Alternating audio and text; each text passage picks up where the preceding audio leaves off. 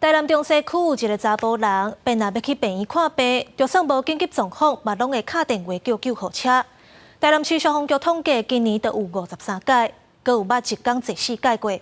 不过消防局是依照台南市救护车收费执行要点，敢若会当开1400块的收费单。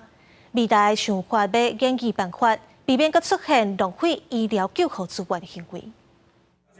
消防局119的勤务中心，逐天的消防救护案件多，但是问题就是有一寡民众明明是紧急的救护，嘛是都要叫救护车来载，送到病院。有什么慢性病史吗？不好意思，你刚才有报案件？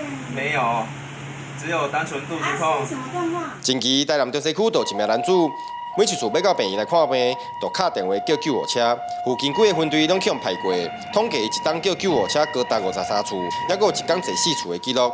本月21号，救护人员将伊挡袂掉，开出收费的通知单给伊。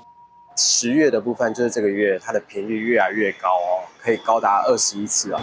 那在历经3次的访查，可是未见有成效，我们救护同仁就向他开了这个收费的通知单。毕竟还是有很多人需要就是救护车这个资源，那它是属于大众的一个公共资源。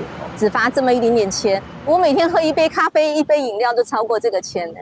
我觉得不可思议，我觉得应该有罚则。不过，一张1400块的收费通知单，恐惊合作的成效是无好。我们会来跟这个召开会议啊，对于这一个滥用的这个处罚能够再加重啊，提高那个比例。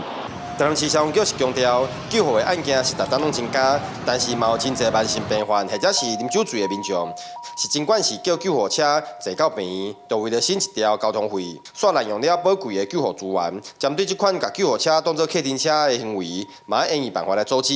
记者王正云台南报道。